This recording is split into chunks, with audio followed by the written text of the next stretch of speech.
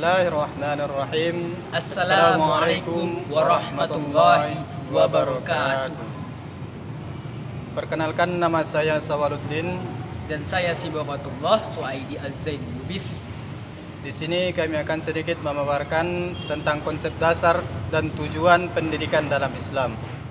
Pendidikan Islam adalah proses bimbingan dan pengarahan yang dilakukan secara sadar dan terencana untuk membentuk manusia yang seutuhnya sesuai dengan nilai-nilai Islam.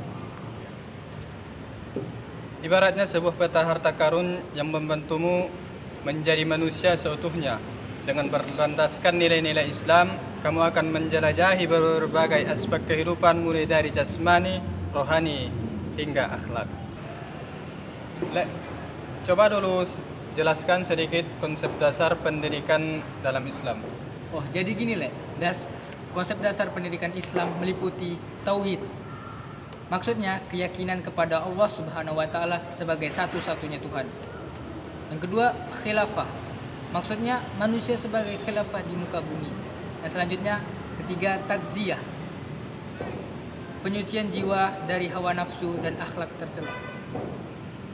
Kemudian ta'lim, pemberian pengetahuan dan ilmu.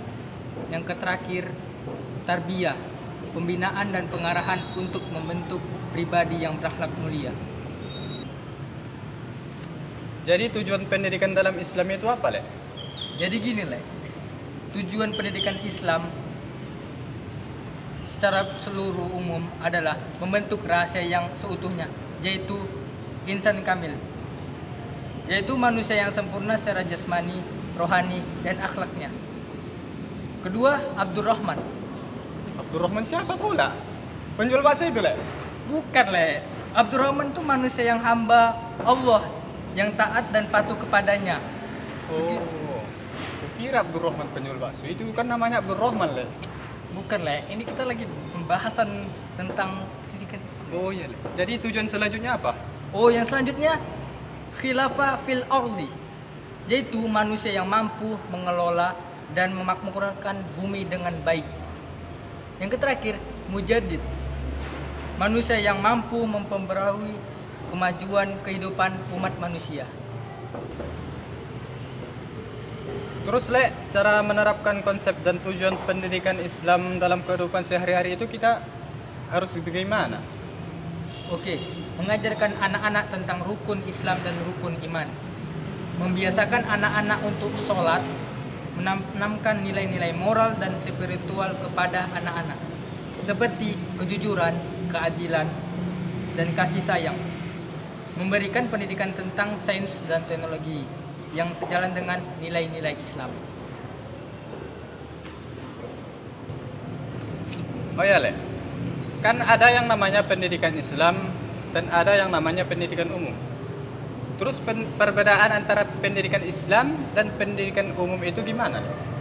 Oh, jadi gini, pendidikan Islam dan pendidikan umum memang berbeda. Di antara lain, tujuannya pendidikan Islam bertujuan untuk membentuk manusia yang seutuhnya, sedangkan pendidikan umum hanya bertujuan untuk mengembangkan aspek intelektual manusia. Kedua, kurikulum pendidikan Islam memasukkan kurikulum agama Islam, sedangkan pendidikan umum tidak. Selanjutnya, pendekatan. Pendidikan Islam menggunakan pendekatan yang holistik, sedangkan pendidikan umum menggunakan pendekatan yang lebih fokus pada aspek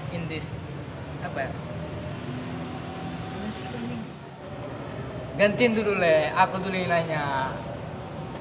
Suka hatimu lah. Silahkan mau bertanya apa, gimana pun apa masalahnya, silahkan ku jawab. Oke. Jadi gimana menurut ada nggak sih tantangan dalam menerapkan pendidikan Islam di era modern ini? Tantangan ya? Ada sih, Le. Apa itu, Dalam menerapkan pendidikan di era modern ini, kita akan menghadapi 3 tantangan, Le. Apa yang pertama itu globalisasi, yaitu budaya global yang tidak selalu sejalan dengan nilai-nilai Islam. Dan yang kedua itu namanya sekularisme. Paham kau, Le, sekularisme? Nggak tahu, apa itu, Jadi begini, sekularisme itu paham yang memisahkan agama dan kehidupan. Dan yang ketiga, materialisme, Apa tadi? Materialisme. Oh, materialisme. Maksudnya Le, budaya yang mengedepankan nilai-nilai material. Oh gitu. Iya Le. Jadi menurutmu solusi untuk mengatasi tantangan tersebut bagaimana, Le? Jadi begini Le, Oh, ada beberapa solusi yang dapat kita lakukan untuk mengatasi tantangan dalam menerapkan pendidikan Islam di era modern ini Le. apa, Le? Antara lain itu ialah memperkuat pendidikan agama di sekolah dan keluarga. Kemudian mengembangkan kurikulum pendidikan Islam yang relevan dengan kebutuhan zaman. Kemudian memanfaatkan teknologi informasi dan komunikasi untuk menyebarkan nilai-nilai Islam dan meneladani Rasulullah Sallallahu Alaihi Wasallam dalam kehidupan sehari-hari. Oh iya, Le. Ada peran orang tua dalam pendidikan Islam itu? Oh, pasti ada lah Le. Orang tua itu memiliki peran yang sangat penting dalam pendidikan Islam.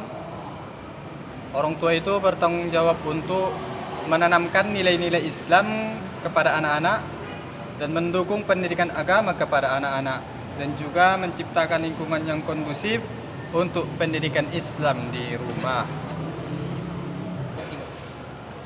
Terus peran guru dalam pendidikan Islam itu apa? Ini dia Le. Guru itu memiliki peran yang sangat penting dalam pendidikan Islam. Guru itu bertanggung jawab untuk mengajarkan ilmu pengetahuan dan agama kepada anak-anak muridnya dan juga harus menjadi teladan yang baik bagi anak-anak muridnya dan membimbing dan mengarahkan anak-anak muridnya agar menjadi pribadi yang berakhlak mulia, juga bisa menciptakan suasana belajar yang menyenangkan dan kondusif.